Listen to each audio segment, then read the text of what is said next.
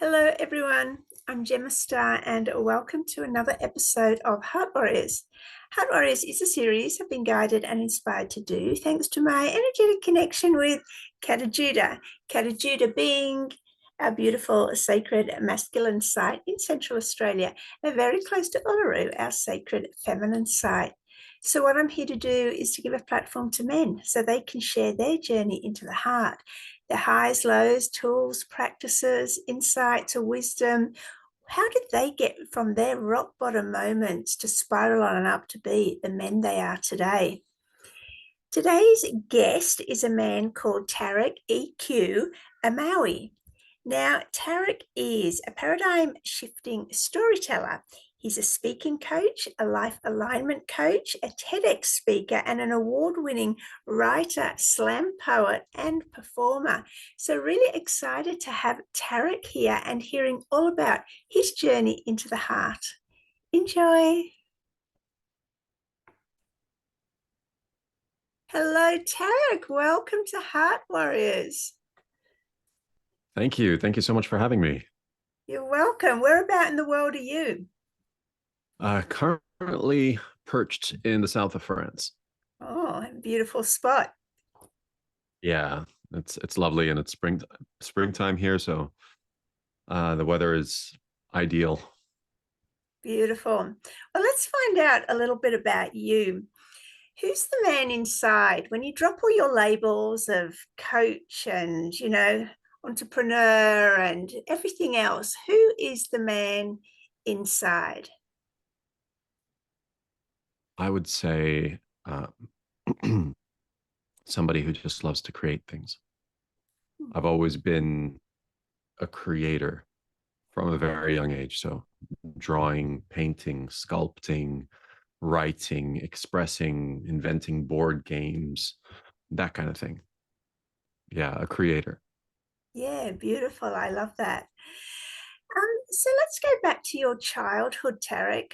What would you say was the major challenge that shaped you into becoming the man you are today? Ah, so for me, one challenge, well, the challenge, broadly speaking, was that I felt at odds with the society that I was in. So I didn't necessarily fit in.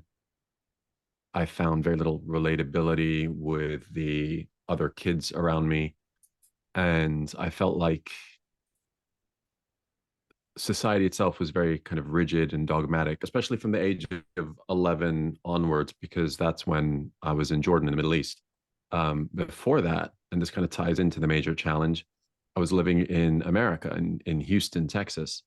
And there, everything was flourishing and fabulous. I was riding my bike. I was in gymnastics. I was attending karate 3 times a week. I was entering art competitions. I was very much living that ideal childhood of swimming, bike riding, rollerblading. But then abruptly, I remember my mother waking me up in our house. It was like, I don't even know what time in the morning it was, and she had a little suitcase, and she was like, "Hey, pack some of your favorite toys. We're going on a little trip." And my 10-year-old brain didn't really think too much of it at that time. I just kind of like woke up bleary eyed, walked into our big playroom, which had like all the books and science kits and all the different stuff. Just picked a handful of things, put it in a suitcase. Next thing I know, we're in the car, we're on the way to the airplane. Um, and it was only when we were sitting on the airplane, and I remember we were taking off, and my mom looks at me and she says, "We're not coming back." And I was like, "But what about my friends? What about my karate school? What about all of our stuff?" And that's when it just like wave after wave started to hit me. And that ended up shifting my life so dramatically, because I went from that really like happy kind of poster card childhood, postcard childhood, to what was a very rigid, dogmatic, stifling environment in the Middle East. And me being somebody who, as I said, is a creative, I was really at odds with everyone there, especially all the teachers and stuff who were trying to like put me in these rigid categories. So yeah, that's a long way of answering your question, but it's both those things. It's finding myself in a society that didn't allow me or encourage me to express who I am, combined with that very abrupt change of everything, right? Like having the rug pulled out from under you, and your whole childhood as you know it changing. And I mean, I know that that's, a relatively small trauma compared to what other people have been through, though I guess it's all relative, but that was my major one. So, if I may, just to give some more context to the story, was it just you and your mother that went to Jordan? Like, did you have other siblings, a father, and what was the No, it reason? was, yeah, it was me, my parents, and my sister. And at the time, Texas was, let's say, a lot more racially tense than it is now. We're talking a good few years ago, and yeah, there was some challenges. There was some people who were I think envious of my family and what we had, and um, so my parents basically made a judgment call, because I think some people were kind of threatening us, or my parents tend to be quite reserved about sharing that exact all the details. But I know basically they made a decision for us primarily and for the family, but it just ended up being very abrupt. And um, yeah. Yeah, thank you. Yeah, yeah. Um, so how did you cope when you went to Jordan? And I mean, as you said, it's, from America to Jordan. I mean, I've spent quite a lot of time in Tunisia, so I'm familiar with some aspects of, Arabic culture, but Mm. how did you cope with, at 10, Mhm. 11 years old, such a dramatic change in your life? Did Uh, you already speak Arabic? yeah, I mean, I kind of we were raised being able to speak Arabic and English. English was definitely my strong suit. I would describe that as my mother tongue. My mother also, for as long as I can remember, was an English teacher. So I was always asking her questions and saying like, "Hey, mom, look at this sentence. How can I say this in another way? Or can you look at this story? Like, how can I add more interesting adjectives?" And I really made the most of her being an English teacher. I was constantly um, pestering her for new ways and alternative means of expression. So that I think I had a very deep love of the English language from a very young age, and that just amplified and supported that. But how did I cope? Not very well, because that basically I remember in my very early teens, like we're talking before 13. So I went in, if I was to actually recall it, it was a time where it's the only time in my life where I can remember actually being a bit suicidal and having thoughts of like jumping out of windows and ending my life and stuff, which is really bizarre actually to look back and think, wow, I really did I feel like that at the age of 12? But I did. And I withdrew, and all of the kind of like happiness and positivity that I had growing up in America, because I mean, I was not only entering art competitions, I was winning district art competitions, I was winning karate championships, I was really living as an epitome, as an embodiment of that limitless mindset. And then I think because I had the rug pulled out from under me, I realized I didn't have any control over my environment, and that really started to make my world draw inwards. So I became very reclusive. I would just kind of like hide in my room. I was writing poetry. I started to take up guitar, started eating very unhealthily. And I just remember it being a bit of a darker time. Um, and then I didn't really make many friends because I felt that the kids in Jordan were very different than the ones in America. So I didn't really fit in.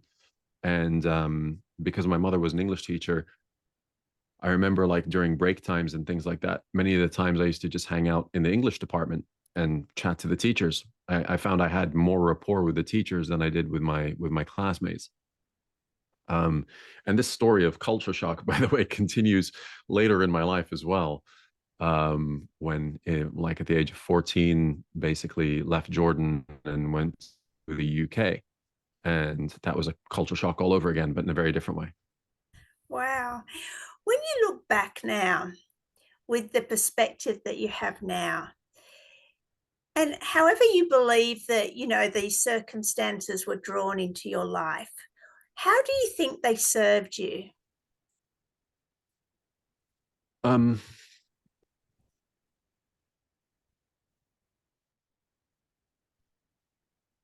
well, I realize now in hindsight that all of these challenges and adversities were integral to who I am today because it lit a fire under me, which I think is really part of my mission here on this planet, which is to bring people back into alignment with their happiness and their fulfillment. And I mean, I'll fight tooth and nail for this. I deeply, deeply believe that we are here to share our gifts with the world. We are here to do what brings us joy. And that imagine if everybody was just living their passions and talents rather than being stuck in jobs that they barely tolerate, doing things they don't believe in for people they don't care about. The world would change overnight because I think people experience the sense of hard work and something feeling like hard work because they're not doing something that's soul aligned. If they were doing something that they love, like for some people, writing is hard work. I could write all day long. You know what I mean? For some people, editing video or coming up with new concepts is hard work. That's my jam. And so, similarly, for example, gardening, I would find hard work, but for other people, they just love having their fingers in the soil. And I think we naturally have these propensities, these areas that we have a flair and a flame for. And unfortunately, it's doused constantly with expectation and projection of society and parental figures and teachers and so on. So while this was very challenging for me at the time, it was also necessary for me to realize how important these things are and to realize that actually my story is not unique. There are millions upon millions of people who, to this day, not even in their childhood, but in their full blown adulthood, are still being funneled down narrow corridors and told what they can and can't do and who they should be and what is expected of them and to act their age and all of these concepts. So it just makes me a much more fierce ambassador for the idea of activating our soul path. Yeah, I love that, Tariq, because you had to experience what you didn't want. So you knew, because you'd come from a place where you're in resonance of all your creativity, your art, and your sport, your karate, and then to be taken from it, you got to actually feel that. So now you can relate to people who are also out of alignment with their passion. Well, also having a childhood where basically I was just coming out a winner at whatever I was entering in because I realized that I truly felt limitless. Like, I mean, there was just no question in my mind. I'm like, of course I'm going to win this competition. Of course I'm going to be first. Of course, I just had that feeling, and I think that's also very difficult for other people to necessarily relate to.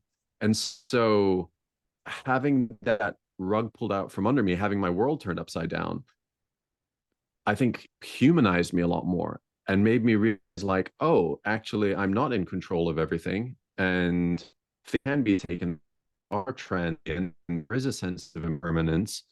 And because of that, I think I can relate to the challenges that other people have so much more because I've experienced going from that mindset to a much more limited one and being able to see how that shifted my internal world and then how that played out in my health in my body.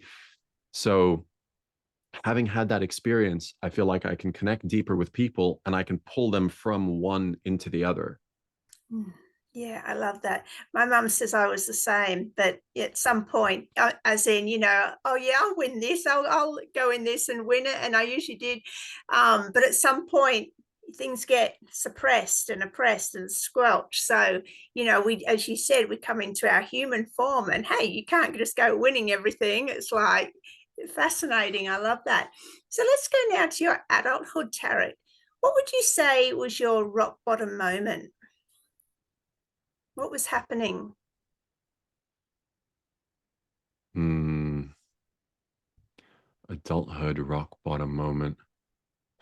I mean, there's a couple that just kind of bubble to the surface. One would be a major heartbreak at the age of 22.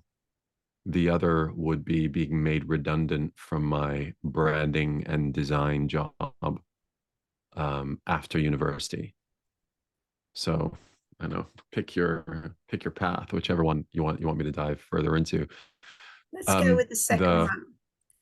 Sure. So basically, I was working for a very reputable branding company just outside of London. I was essentially head of the department. I was doing everything from writing copy to designing art installations for like booths and exhibition stands and things like that, to website design, to coming up with company naming and taglines and slogans, and basically anything to do with branding and visual communication. It was a job I really liked as well. We had an awesome boss who used to take us out for beers at lunch, used to crack lewd jokes all day in the office. And it was a really fun place to be. And I had really great colleagues. But then what happened was this was, coming out of university. So I was kind of basically living in student accommodation at the time. And so I handed in the keys to the place I was living in. And me and another of my colleagues, Adrian, we were meant to sign a lease on a flat the next morning. So move out of the place, put all the stuff in suitcases, leave it at my friends, thinking, okay, I'm going to pick it up the next day. Go to work that morning and find that our amazing boss was not there anymore, and that the marketing manager had been made into the boss, and he kind of had it in for me. And so one of the very first things he did that morning was he called me and several others into his office one by one and basically said, we're downsizing, you no longer work here. And he didn't know that I moved out the night before, and so I was still not fully in that company. So what happened was no job, no house, no money. And then at the time, I was also catching the train to work, because I didn't have a car, didn't have a license, didn't have a girlfriend. So that was a real rock bottom, because I was like, I don't know where I'm going to go. I don't know what I'm going to do. And I remember leaving my suitcases at my friend's place. I was basically bumming around on friends' sofas. Thankfully, one of my friends from school, Hannah, and her parents took me in kind of like a surrogate son and gave me a room and basically like let me stay there for a couple of months, which eased my life no end. And that's basically when I made that shift from no car, no job, no house, no money. And I was like, wait a minute, no anchors, no attachments, no tethers, no, I'm free. And that's when I bought a one-way ticket to Bali. Wow. Wow, this is fascinating because relevant especially to the masculine journey, the search of freedom. So what you saw, Hmm. what's at that point maybe seemed like, a rock bottom moment where you'd lost everything. It took that mind Hmm. shift to actually discover that maybe you'd found everything. Would you like to Well, expand on how that worked in your head? well, it wasn't very much in my head. It was much more in my life. I just realized that things that I thought I needed were actually anchors and attachments to a life that I didn't necessarily, in my heart of hearts, desire.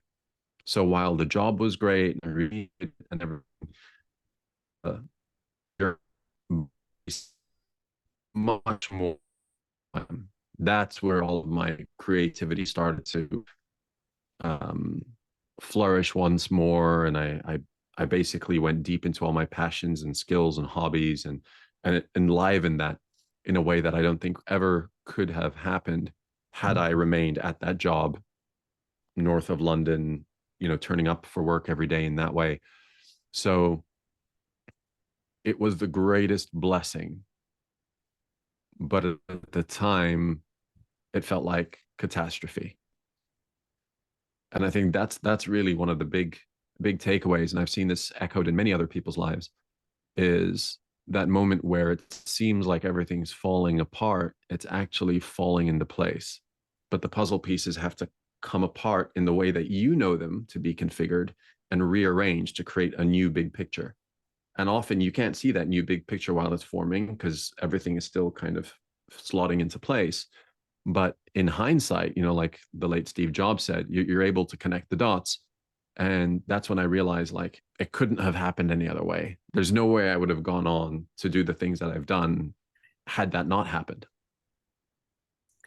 Tariq, can you please speak to men who are maybe going through something similar as they feel that, they've lost or are losing everything, maybe relationships, families, jobs, houses, possessions? Can you talk to them and what would you say to those men?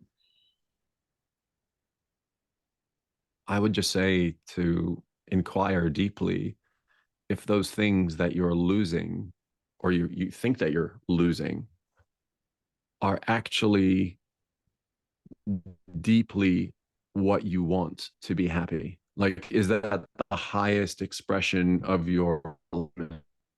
More often, it's not. And so people are losing their anchors and attachments to what's familiar. But it's like that famous saying, better the devil you know. A lot of people keep the familiar pain rather than the unfamiliar potential for happiness, because the pain is familiar in this way from that person in that environment. It's familiar, and because it's familiar, it's known. Because it's known, it's predictable, and because it's predictable, it's safe. And so I would say, especially when you're going through what feels like an accelerated transformation or a shedding of an old skin, with that also comes the shedding to worldly attachments. And I've seen relationships, business partnerships, things fall apart spectacularly because that's what's needed in order to release the chains to then create the change. And there's no one without the other. I call it the universal purge. And it's something that a lot of people don't necessarily take into account when they say, oh, I want things to change. And it's like, if you want things to change, things actually will change. Yeah. And if that relationship is not aligned, if that home is not aligned, if that job is not aligned with who you're becoming, it's probably going to fall apart. Or if you're changing in one way and your partner's changing in another, or you're not changing, but your partner is, then they'll outgrow you. And then that will also create change. But basically, things have to have a kind of co-resonance. And if they don't, that's when that disparity makes itself known. And everyone I know who's come into a higher degree of alignment, it first has to fall apart. So true. I love that. Now you're a manifestation coach. So let's talk about manifestation and soul alignment. What got you into, like, when did you become aware that you were actively manifesting, or was it something that you taught yourself to do? I would have picked up from of books, ours, life experience with clients. I would say, rather than calling myself a manifestation coach, I'm really good at bringing people back into alignment with their authentic path. That often involves manifestation. But I would say, first and foremost, it's bringing people into alignment with a much deeper sense of truth of who they are. And making sure that the life they're living is actually the life they want to live. I feel in many ways, we have this ladder propped up against a building that we say we want to be at the top of, and then we realize it's the wrong thing. And so people are hitting their goals and they're having outer success, but they're not having inner fulfillment because those goals were never the ones that truly mattered to them deeply in the first place. So that's where the realignment comes in. But for me, this manifestation aspect of the journey began when, after graduating with a degree and a master's from university, I had a part-time job selling computers at PC World, and I was waking up every morning, putting on a purple uniform, or at least once a week. It was a part-time job then. But graduated, I decided to make it a full-time job, just in the meantime until I got a regular job as an animator. And I ended up being stuck there for a year and a half because working all day, the last thing you want to do is go home and look for more work. So I would go home, play video games, and basically chill out and um, friends, that kind of thing. And what happened was my mother called me up one day at work and said, "Hey, have you heard of The Secret?" And I was like, "No, what's that?" She said, "Well, it's a movie, it's a book, it's right up your alley. You should definitely check it out." So I did. Oh, I got The Secret and I watched it, and I was like, the secret to the secret is still a secret. Yes. I don't, I understand there is a secret. It's me. Uh, I realized that every day I had this stuck record going on in my head, which was, I don't want to be here. I don't want to be here. I don't want to be here. I don't want to be, I want to be here. I don't want to be here. And I became aware of it for the first time. And so I was like, oh gosh, I need to change that. So I changed my password at work to "I'm leaving soon."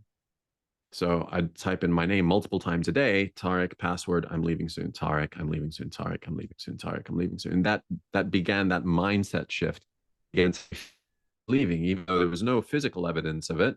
I felt different. And I ended up leaving that job 2 months later, which is a whole other whole other story of how that happened. But basically then I was like, oh my gosh, the secret is real. um but you have to make the step first. You can't just like wait for the universe to just like come. You have to take the step into the unknown. You have to take the step towards your alignment. You have to move in the direction of what's true for you, and then the universe will close the gap. Then life, primordial intelligence, whatever you want to call it, whatever this witnessing presence is around us that is in co-creation with us, that's when that steps in and goes, okay, you've demonstrated that you're willing to do things differently. So now I'm going to bring in that difference. Yeah, look, I love talking about manifestation because we're manifesting whether we're aware of it or not. So we may as well do it consciously, right? Right. So, what would you say to people who are new to the idea of conscious manifesting? Like, what tips would you give them? What are the major cornerstones to be able to put it into practice?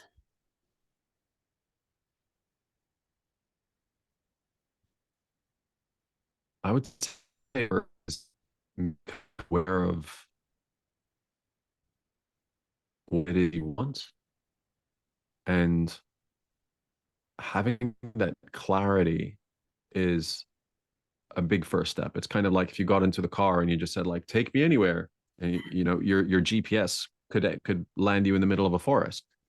Um, Having that clarity of path, that's going to make things much easier. We think that we're just going to present the universe with some kind of generalized image of what we want, but you don't walk into a restaurant and the waiter comes up and you're like, "Yeah, just bring me something." The waiter's going to be like, "Well, what would you like?" Just food on a plate. How likely are you to get what you want? So I think any of us approach our lives, we we're just like, "I'll just take anything. Thanks. Just give me whatever you've got going." And rather than being really clear about, no, this is what I want. This is what's going to make me happy. And often we say that we want these things, but like I said about putting a ladder on the wrong building, we end up chasing things that other people have said they want for us. And We're living in a world of projects. And so I think one of the easiest ways to come into a higher degree of alignment is write out a list of things that you don't want, like real deal breakers in the area of finances, in the area of relationships, in the area of your physique, in the area of your health. And then once you have that list, just flip that into the opposite. So let's say, for example, I don't want a partner or I can't stand, right? Let's use stronger emotions. I can't stand a partner who's really jealous and controlling. So what you want then is a partner who is self-assured and easygoing. And you might not know if that is something that you want, but now because you know what you don't want, you can just flip the polarity and you'll arrive at something that's much closer to the truth. So if you say like, oh, I hate being stuck at this desk working from 9 until 5. Okay, so what you want then is creative agency and autonomy to be able to show up when you want to, it's you up. So you start getting that clarity. Oh, I hate feeling like I'm low energy. So what you want then is I love feeling like I have lots of energy to do the things I'm excited about. You see where I'm getting at with this. So you very quickly arrive at a list that's very true of who you are. And that's another thing as well, is this doesn't have to be 10 commandments chiseled into granite. This is malleable. It's plastic. You can it's we're evolving and adapting, true to who you are now in this moment, this present iteration of who you are, in this particular onion skin in the flip of your life. Who are you now, and what does that person deeply desire and crave and want? And then phrase things as if they're already happening. So rather than say like, I wish that one day I would be more healthy, I'm really grateful that I'm now making the choices to move me to a greater state of health, or that I'm now making the choices and putting the foods in my body to bring me higher and higher amounts of energy. So you're going to phrase things as if they're already unfolding in the affirmative. And in my opinion, and in my experience, that works a lot better than affirmations, because you're not saying, for example, like, I'm so happy because I'm so rich. You're saying, I'm really grateful that I'm moving towards my abundance. I'm very grateful that I'm moving towards my health. I'm grateful that I have a desire to become more healthy. You're celebrating even the desire to become more healthy. So that way your brain listens to that and it doesn't rule it out as an abject lie. Instead, it listens to it and goes, yeah, I am processing how to become. It feels true, even if the destination hasn't yet been reached. Yeah, I love this. And how important is gratitude? I mean, I noticed on this week, I was, because, everyone, well, sort of thinks, oh, yeah, love is the ultimate thing. But I noticed on the Hawkins scale of consciousness that gratitude is so much higher frequency than love. Hmm. Yeah, I think love is at 528 hertz and Mhm. gratitude is like above 100. Yeah, it was like Um, 900. yeah. So there's that famous um line from Bible. Not that I'm Christian, though I do know that, this particular phrase, it's like, and I'm paraphrasing here, but it's basically um, those that have like shall have more, and those that don't have, even what they have will be taken away from them. It's something along those lines. And if you just insert the word gratitude there, so those who have gratitude shall have more, and those who don't have gratitude, even what they have shall be taken away from them.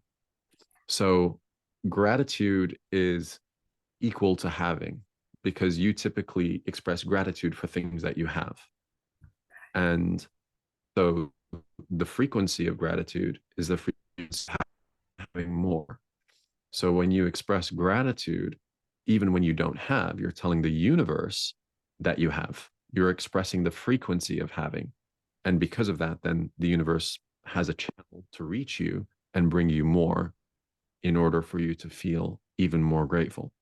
So um, I think that's the thing about gratitude is it communicates to life that you are plentiful, and the universe then finds ways to bring you more. Yeah, I love this. And I got into The Secret too. I think it was came out what in the 90s. But now that I'm so much more aware and with so many years behind me of consciously manifesting, I realized that in The Secret, they didn't, for me personally, they didn't emphasize as much the emotional power of attracting what you want and feeling what you want, as opposed to the mental shift of Mm. changing the narrative in your head. What are your thoughts around the power of emotions as regards to manifesting? Well, emotions are, I would say, the way that just become aware. Your imagination creates the image, and then your emotion broadcasts that image out. So it's kind of like your the thoughts or the picture of what you want is like a ship, but then your emotions are the ocean that that ship sails upon. And if you don't have any emotion behind something, then you basically have a beached ship that goes nowhere. Um, Equally, if you have the emotions, then it's spilling in all directions. It doesn't have that navigational compass. And so it's the marrying of the electric impulses from the mind and then the emotional part that then magnetizes and pulls that experience back in. So you have like electric out, magnetic in, that creates that toroidal flow.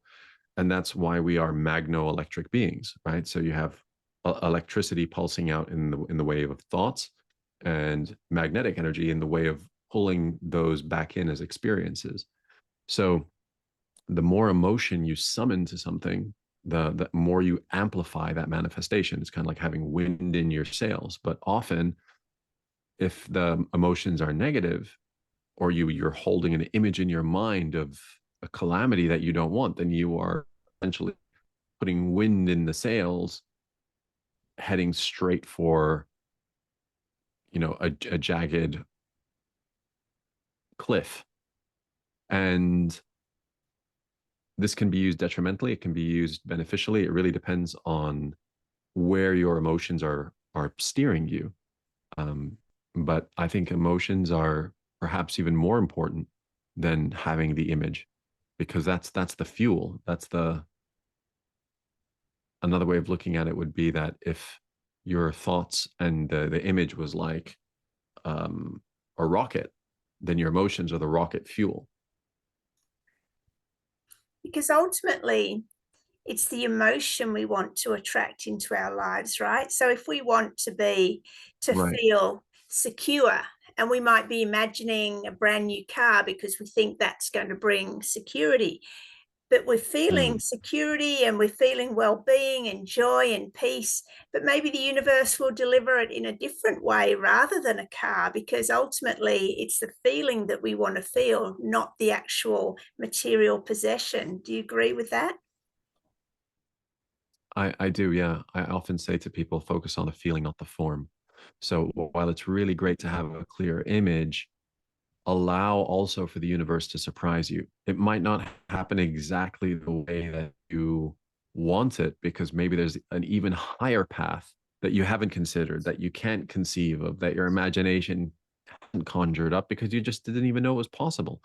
Whereas, you might have a simple instrument, um, but the universe has access to the whole orchestra. So let it orchestrate moving your behalf. Because it can often do it with a speed, proficiency, and effect that you couldn't fathom. And you think it might take you months, but maybe it just takes the right phone call, and all of a sudden it's happening that we're unexpectedly, pulled into. And so have a clear image, but stay unattached from the outcome. So it's the attachment to things, I think, that creates suffering, because we expect things to go a certain way, or we need them to go a certain way in order for us to feel comfortable. And it's like, well, you're not here to be comfortable, actually. You're here to change and grow, and grow is often uncomfortable. And I think it's just a part and parcel of life. So to kind of continue to bathe life in this expectation of things need to go this way in order for me to feel okay, you're denying a lot of the mystery and majesty that life has in store for you.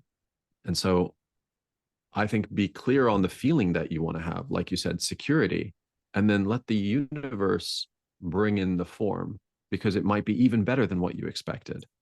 So don't limit the universe, have a clear image, but if something else turns out, be in acceptance that the universe might have other plans. In the same way that, for example, me losing that job at the time, that wasn't what I expected or wanted or thought I needed or any of that. But in hindsight, I mean, that's what opened me up to TEDx and opened me up to, starting my parkour and led to public speaking and all kinds of things. That never would have happened if I stayed in that comfortable job. Yeah, I love this. And I've got some really good manifestation stories, but I won't tell them today. And I'm sorry for the audience. I think that we're breaking up a little bit. I think it's at my end. I've recently moved and the internet connection here isn't as strong as I'd like it to be, but hopefully we will make it through all good. Um, Tariq, I'd like to talk about the differences now, because we talk, this is for men, masculinity, and also a lot of women watch it, and we're trying to understand men. But I'd like to explore the differences between, let's say, American men and Arabic men. What would you say are the major differences in, just how they, well, whichever direction you want to take it? Well, I mean, I did generalize like that because I think that, America is a very big place. The Middle East is a very big place. I traditionally enforced ideologies that permeate and make their way into the way that men are conditioned. But I wouldn't necessarily say it's because they're from the Middle East. I'd say they're from a certain culture that propagates certain ideas, in the same way that you can have people who are, you know, bigoted or racist. That doesn't mean that Americans are. That's just one particular subsect that grew up in a certain environment, was constantly reinforced. And so it just became the status quo. It became the norm. Yeah. Can you give us some examples? Because, I mean, culturally, as you found out at, 10, 11 years old, there's a massive difference. I mean, I was married to my ex-husband's Tunisian. So I've got a Right. lot of experience around this, right? So I want to hear it from you, that people who haven't had, this experience to get to know this culture in any depth, like what are the beautiful things about, Arabic men and the culture, and give us a rundown of maybe some specific things if you can. Well,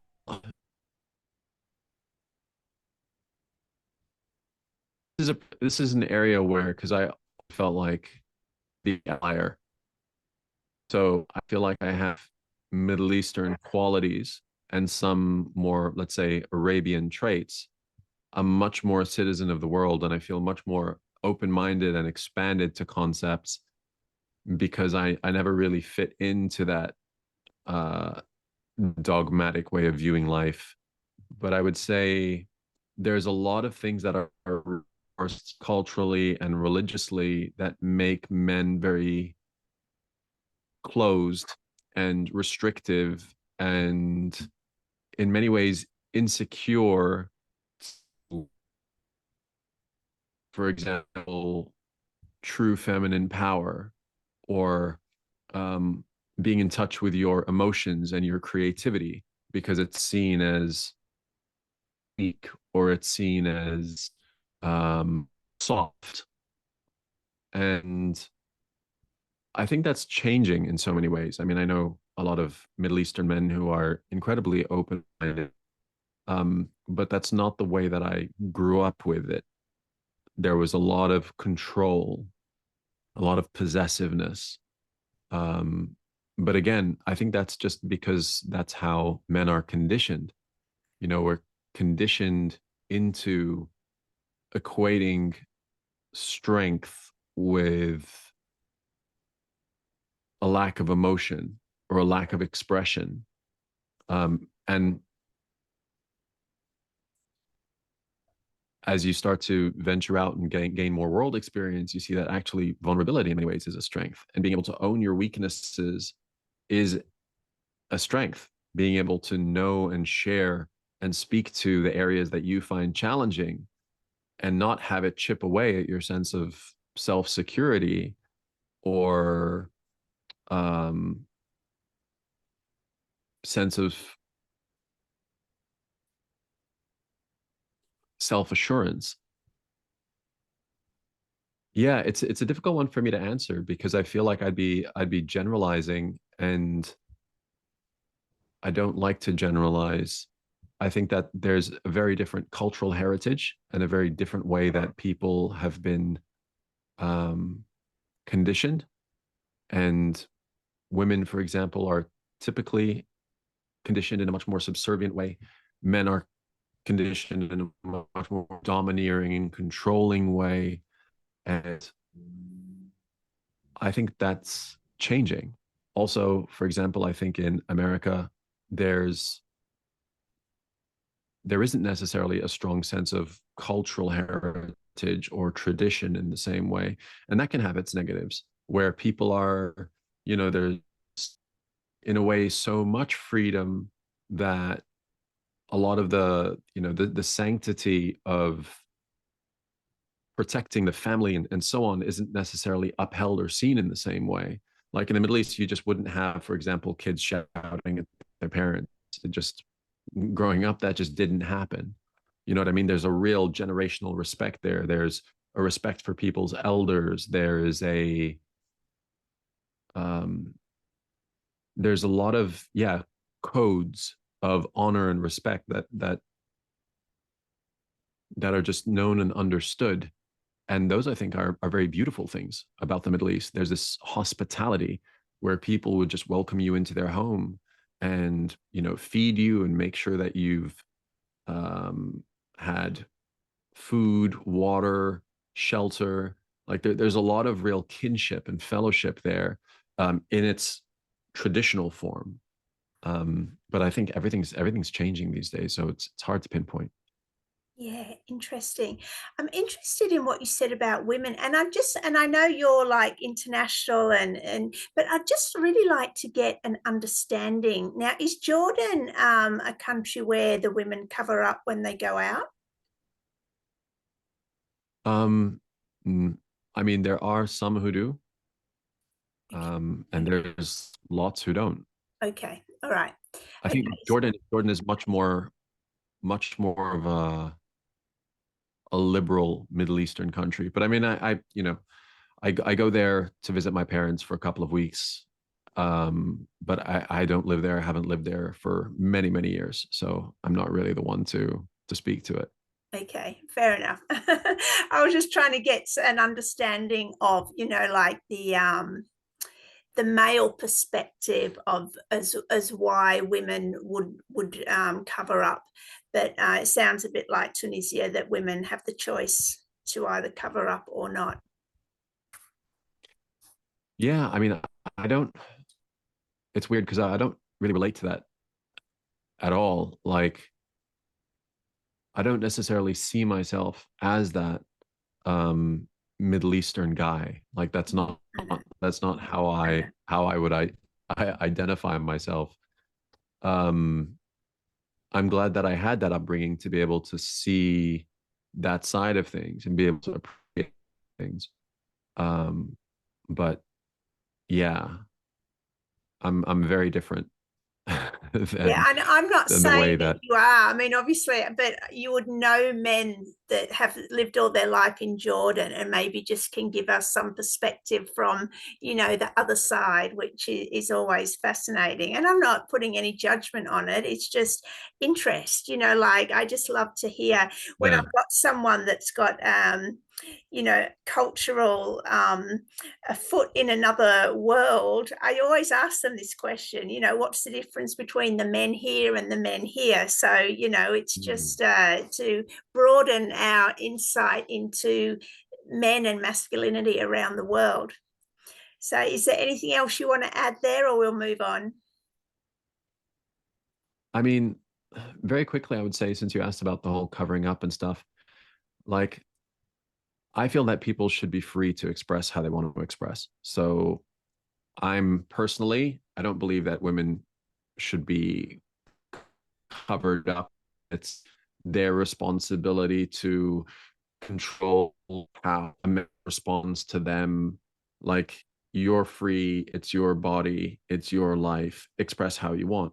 Though I feel like there's, for example, parts of Western culture that have taken that so far that it's gone beyond freedom of expression, and it's become much more a form of um it's almost like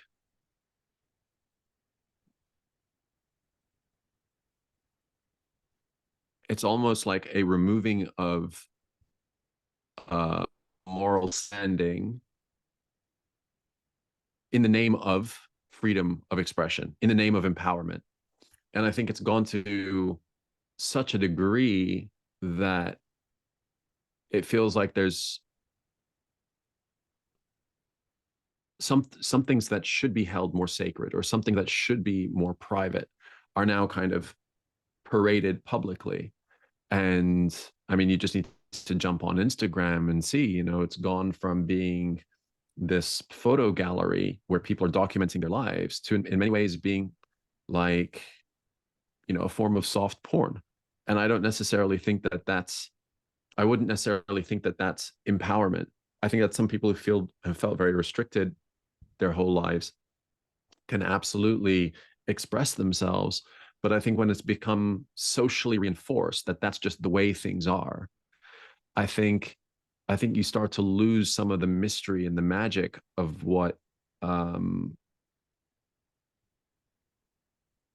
what I think should be like reserved for, certain people in your life, special people in your life, rather than for the world to see. So that's my view on that. Is I'm a full believer in expression and being an individual, and expressing yourself, whether you're a man or a woman. Um, and at the same time, I think that, like anything, it's a spectrum. And you can have one end, which is very rigid and controlling, and people are fully covered up from head to toe. And then on the other side, you have people who are, let's say, don't hold anything sacred anymore, and everything is for public consumption. And I think there's probably somewhere in the middle where we can derive a sense of expression, and at the same time reserve certain things for our partners, or for the people in our life that we choose to share that with, rather than feeling like, I have to do that to appease an algorithm so that I get more clicks or views. Yeah, I love how you shared that. That's yeah, very powerful, and I agree. Yeah, Tariq, what would you say is your highest value as a man?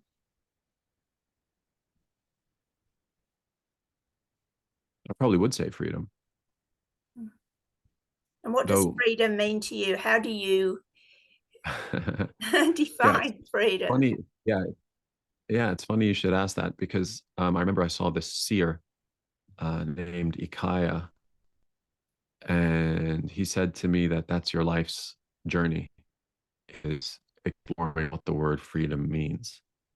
Because It's like there's this wonderful speaker and creator of the Wild Fit movement, Eric Edmeades, and he says like, okay, you're free enough, you're free to eat that donut, you're free to eat that slice of pizza. Are you free enough not to? Ah. And that question, it's like, okay, I'm free. I can walk to the store now and buy a kilo of chocolate and just wolf it down. But am I free enough not to? Right? Am I slave to my baser instincts? Am I slave to my biology? Or am I transcendent to it? And I can actually make choices that I know ultimately lead to greater fulfillment rather than momentary gratification. And so freedom, I find these days, is more and more looking like discipline, that I'm free and therefore I choose every day. I choose equally, right? It's the freedom to remove alcohol, freedom to remove processed food, chemicals, all of these distractions from life. That is also freedom. Because ultimately freedom is, I think, a state of being. So feeling free is very different than no holds barred expression in every direction and anything goes. I don't necessarily think that's freedom. I think in many ways that is like a trauma bond where you are lashing out to prove something because you've been living in opposition to it your whole life or told that you need to. So you need to just like paint the town red. And I don't necessarily think freedom there. So yeah, it's an interesting, much a relevant, a changing concept for me. Yeah, that's great. And, I've always thought that freedom is, sort of the masculine um, path, and love is the feminine path. And of course, we embody both Mm. masculine and feminine. What's your views around this embodiment of masculine and feminine in men? I mean, you're obviously very in touch with your creative side. How do you Mm. view that? Do you view that we, percentage wise, or that on that spectrum, where do you think that men fit, a healthy man? Well, I think we all have, whether you're a man or a woman, you have masculine and feminine sides. And I think it's not about having one or the other, it's about the integration of the two. It's about integrating rather than being, um, I think if you're predominantly masculine as a man, then you're going to lack a lot of the um, emotional space holding, the compassion, the creativity, the ability to go with the flow, the ability to um, explore, because I think a lot of that is inherently feminine, and it's it's about integrating that duality. So you can still, I think that's the big thing is many perceive that the integration of feminine aspects to somehow chip away at their masculinity or makes them any less of a man. That's something that I definitely had to deal with because growing up, I was very not the typical guy. I wasn't into sports. I mean, other than like karate, which I really got into, but other than that, I was painting, drawing, playing guitar. I mean, I wasn't necessarily like the man's man that other people around me necessarily expected. But I also realized growing up that it didn't make me any less of a man. I think also, I I look a certain way, and so I have masculine features, and so I have a deeper voice, etc. So that gave me a bit of a balance there. Otherwise, I probably might have been seen as more effeminate. Um, However, making peace with that femininity has been one of the greatest sources of my strength because like my ability right now to create and problem solve and come up with new ideas, I would attribute that to my feminine sides. Not to say that men don't come up with ideas, but I think men from a masculine standpoint are very like targeted and goal driven, right? So it's like, I'm going to go there, right? I'm going to take action and I'm going to get there. And I think that's very, very useful. At the same time, there are moments that call for much more like surrender into the moment, like explore, try different things, see what emotions come up, feel your way through a challenge. So it's definitely the integration of the two. And I think what's happening today is, for example, women are told to be like strong or go after your dreams, but in a masculine way, right? And so it's like that strength is masculine, and just to surrender to the flow is all feminine. And I think that there's a fierce strength in femininity. I mean, if you look at nature, right? Like nature is feminine, right? We always say Mother Nature. Nature's ferocious. Just look at storms. Look at the havoc that nature can wreak. I mean, even Shakespeare said, hell hath no woman like a woman scorned. That that strength is the unbridled storm of femininity. A man is much more like the mountain that holds its solemnity and stays sturdy in the face of the storm, right? The storm is very strong. The sturdy mountain is very strong, but they're strong in different ways. And I think that's an area that I don't see entering into the discussion, because the media, public perception would like to paint a certain narrative. But I think being feminine is incredibly strong, though embrace the feminine modalities of strength, right? Because like the storm, the hurricane, the tornado is very strong and rip apart buildings, houses, changes the face of the land, earthquakes, tectonic shifts. That's very powerful, but it's powerful in a different way than the strong, sturdy, resolute mountain face. And so I think men could do to men could do well to embrace more of their feminine aspects and realize that their strength comes from being that pillar, being that sturdy support that others can lean on, right? Because you can't lean on a storm. You can't. It's flowing, it's undulating, it's moving, it's changing, right? You need to lean on the mountain. And so that's where I think, you know, in my opinion, men need to be men in that regard. Like embrace the the protective strength that comes from being in your masculine. And then women to be women, meaning like embrace the fierceness and the ferocity of your femininity, because it's incredibly strong. I would argue stronger, right? Because a big enough storm can pull apart land. And when you think about history, a single woman has led an entire nation into battle. People have fought over one relationship, have gone to war over a queen, so I think there's so much strength in embracing the the natural power that comes from embracing that deep femininity, in the same way that I think men need to embrace their deep masculinity. And masculinity is that pervasive presence. It's that sense of solidity and clarity and purpose and direction.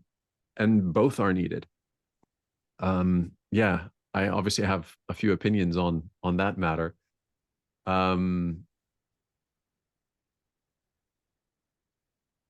Yeah, it's the healthy integration of both, and realizing that being a strong man doesn't mean you're a predator, right? I think we have these damaging ideas of these toxic masculinity. No, there's no toxic masculinity.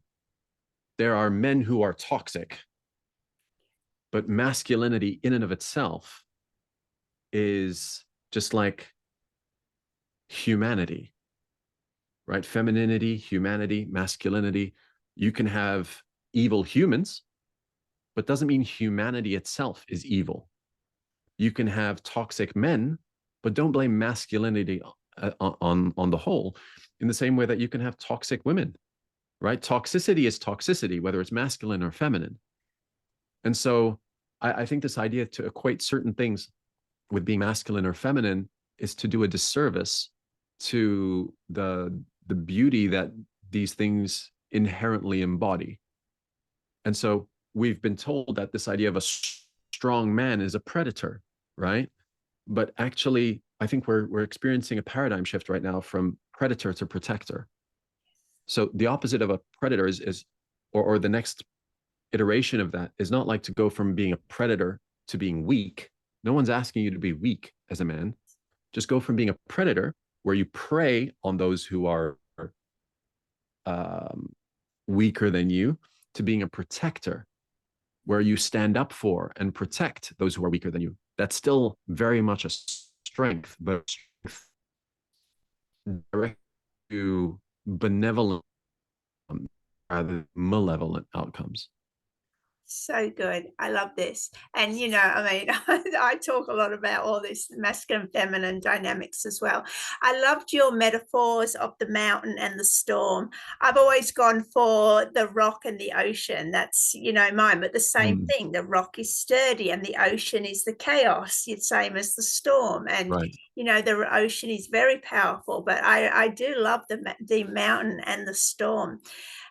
Talk to men, Tariq, who are maybe struggling with this integration. I loved how you said now about the predator and the protector, but let's look at this integration of masculine and feminine. How can men get in touch with their feminine side that strengthens them as opposed to weakens them?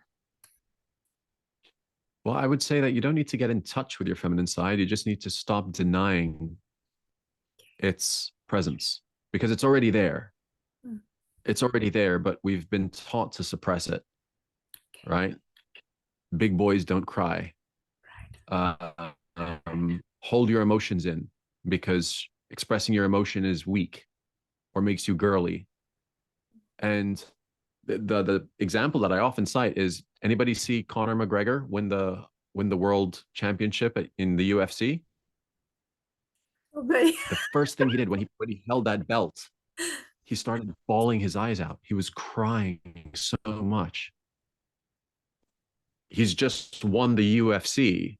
Is somebody going to walk up to him now and be like, "Oh, you're such a girl. Stop crying"? I think we relate these very human things to being either masculine or feminine. And it's like saying crying is not feminine, it's not female, it's human. In the same way that you don't say laughing is masculine or feminine, neither is orgasm or a sneeze. They're all forms of release. And so when you realize that when so much emotion is built up, it has to release in some way. And so for a lot of men, like I realized, for example, that when I was younger, I remember one day my handlebars of my bike and I went sliding on the asphalt and just tore all the skin off my back. And my whole back was bleeding. I didn't cry. And yet there were moments where I'd watch, I don't know, Titanic, and I'd start to cry. And so I realized that, I'm actually very in touch with my emotions. So it's not that, oh, I'm crying because I hurt myself. I'm crying more from emotional pains. And I realized from a very young age that I was very in touch with that emotional pain. But, you know, if you don't allow yourself to express that pain, it can never be released, which means you continue to hold it. And if you continue to hold it, it keeps creating pain. Pain is momentary. Pain is like, you can take a knife, slice my arm. That's painful. But if I continue to dwell on that, that's suffering. And so if you experience pain and you don't let it just release, you don't allow yourself to go through whatever that emotion is, you're going to hold on to it. It's going to be pent up. And that's what leads to disease.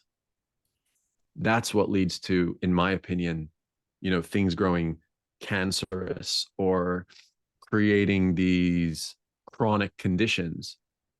It's if emotion is energy in motion, and if you dam up a spring, then you create stagnant water, and stagnant water is where bacteria and all kinds of things, it becomes a breeding ground for that, right? And in the same way, like blood is meant to flow. If you clog it, it clots, you die. Emotion is the same. If you clog your emotions and stop them flowing, you create disharmony, you create dis-ease, you create blockage. So I'm very much a fan of like, express yourself. If that needs to come out in the form of crying, cry. There's a lot of things to cry about. You know, there's a lot of things to be happy about, and just let the feeling come through you, because you have to feel it in order to heal it. And if you've ever been on a detox or know anybody who's been on a detox, you typically feel a lot worse before you feel better. Why? Because all those toxins are coming to the surface in order to be released. And so you have to let them out. And I think one of the best ways for men to heal is to feel. You have to just feel the emotion. And I think if you really tune in and tap in, like, I feel people's pain much more deeply these days than I used to. I remember back in school, I was put on Ritalin because I was told I couldn't concentrate, and Ritalin basically just cut off all my emotions. I just became like flatline, like catatonia, like a walking, waking coma. Um, Unfortunately, I think a lot of people are in that state today. And we've had our emotions so suppressed and repressed that we forgot that they're even there. And so I think you don't need to get in touch with your femininity. You just need to remove the blockages that are allowing you to feel the deepness of who you are as a man. Because I feel like a truly integrated man will feel their emotions. If you don't feel your emotions, how do you care for your family? How do you care for your friends? How do you stand up to protect your brothers and sisters? Like, that comes from a deep compassion, and compassion comes from feeling emotion. So men need to feel in order to heal. It's an absolute necessity. I think a lot of destruction and damage happens when men deny their feelings, because that's when you become apathetic. That's when, at the extreme, that's a sociopath. A sociopath is somebody who's not does not feel the pains of others, somebody who lacks empathy. And that, I think, the numbness is the most harmful thing. The unconsciousness, the unawareness, the harm that you cause yourself and the harm that you cause others. In many ways, that can be more malevolent and more vile than somebody who seems to be outright evil. You, like, for example, put somebody in a car and have them drive down the road unconsciously. They don't need to wish harm upon others. They'll cause plenty of death and destruction just by being unconscious. And so I think on our planet, we have so much inadvertent and unnecessary pain and harm being caused through unconsciousness, not through a malicious intent or evil will.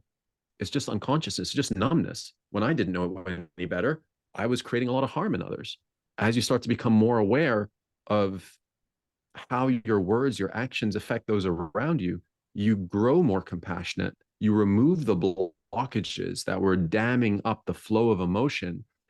And then I think you can become actually much more masculine, because you're masculine now in like a deeply protective way, because you understand the feelings that drive that need to protect. So well articulated. I love it, Tariq. Thank you so much for that. Where does the heart come into it, seeing we're talking about emotions and men, the masculine heart? I Oh, think yeah. your heart is your emotional compass. It is your big GPS in life. I don't do anything unless it feels good in my heart. Always have. Doesn't matter. Throw as much money as you want on the table, throw as much, whatever. If it doesn't feel good in my heart, it's not happening. And I've always used my heart to guide me, always. And, and science is demonstrating more and more that the heart actually has a lot of neuronal connections. Like, the heart thinks in ways the heart is the first thing that forms in an embryo before anything else. Like your heart is so much more than just an organ that pumps blood. It's your very center.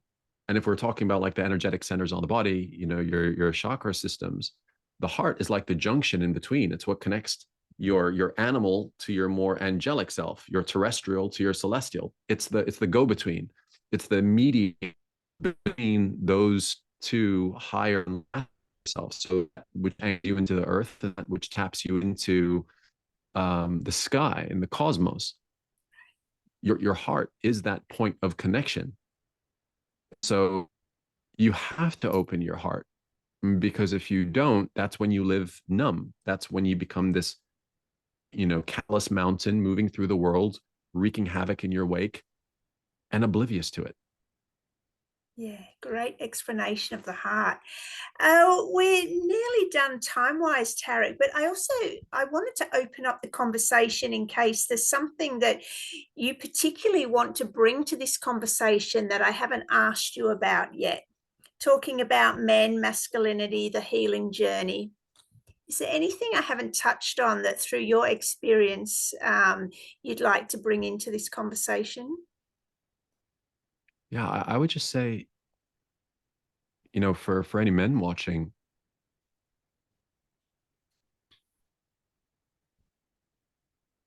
whatever you are doing is as a man would do it, because you are a man.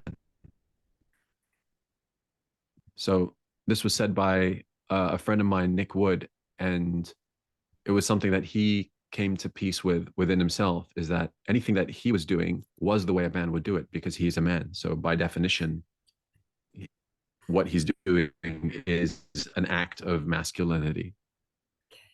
Um, no amount of crying will make you a woman. No amount of expressing your emotion will make you a woman, right? You don't have the chromosomes, you don't have the childbearing hips, you don't have the cervical spacing in your in your pelvic floor.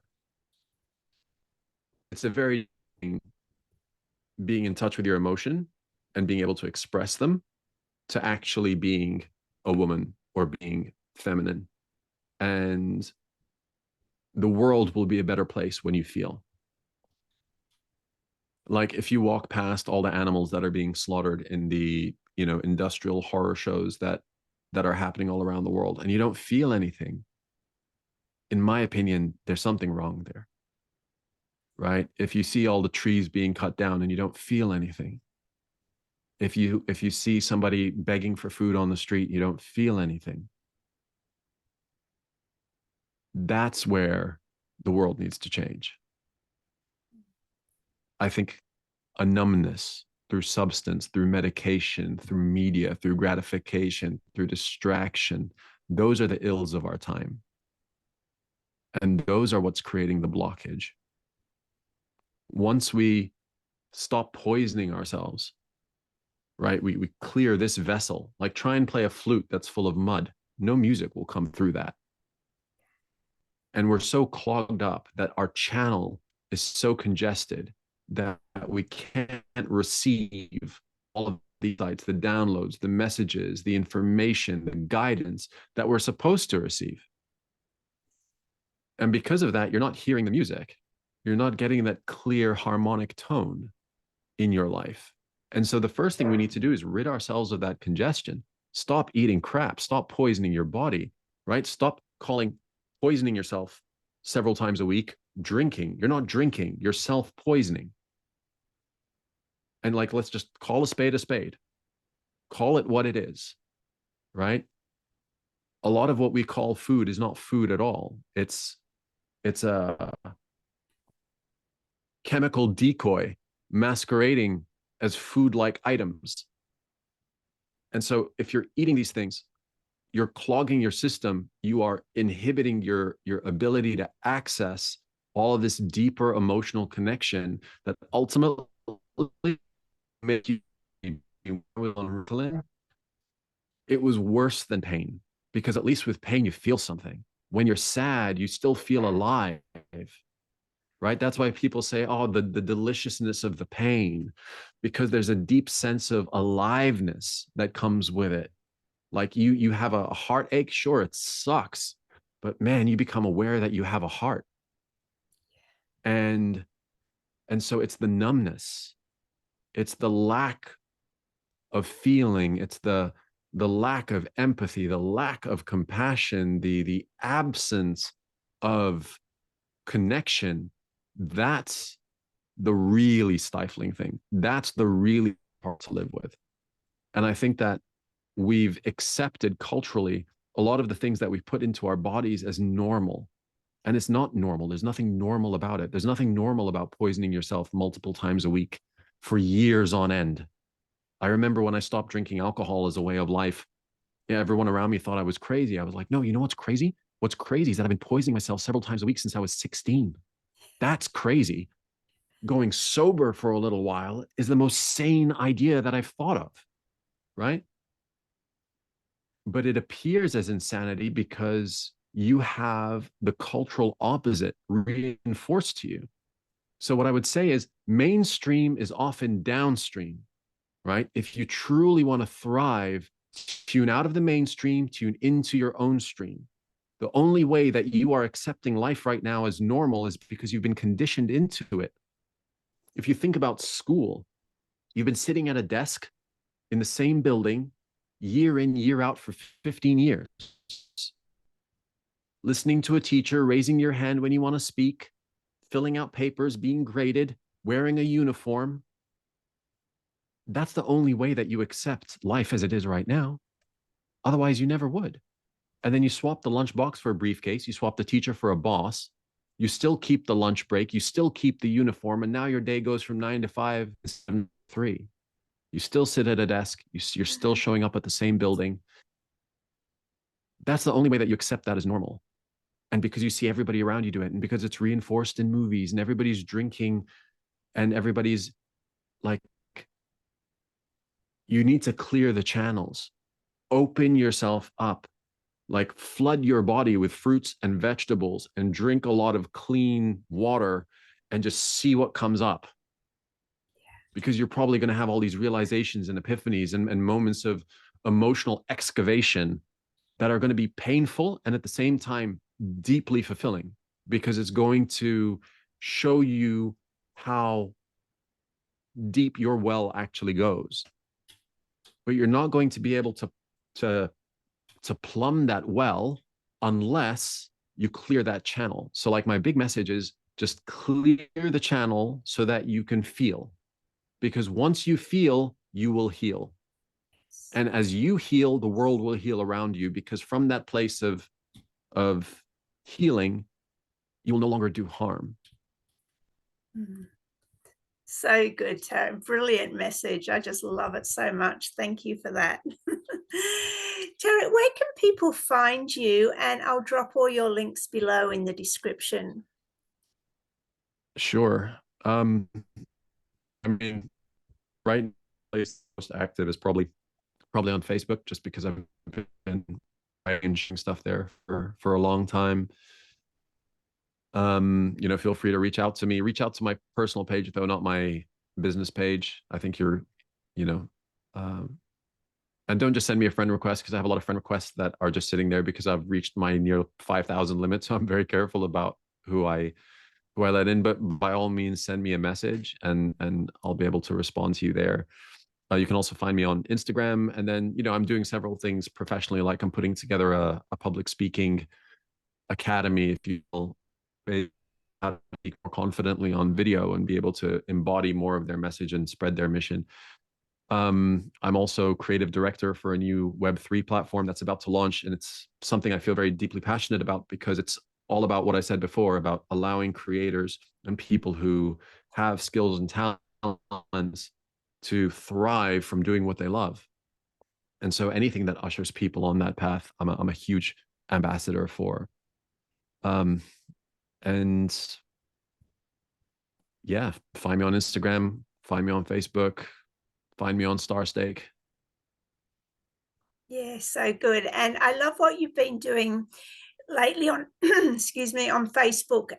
Is it 14 days of speaking tips, where you do, Yeah, a 14 days of short speaking. little Facebook live, and some great tips there. So yeah, check out Tariq's Facebook page. He's got lots of goodies on there.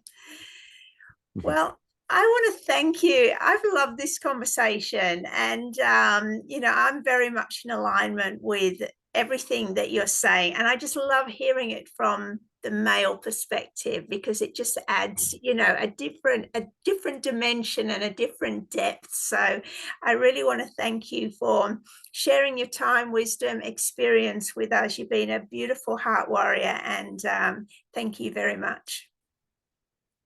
You're very welcome. Thank you for having me, Gemma, and thanks to everybody who've taken the time to do this.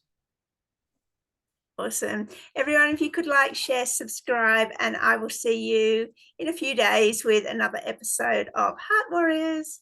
Bye. Just stay on, Jared.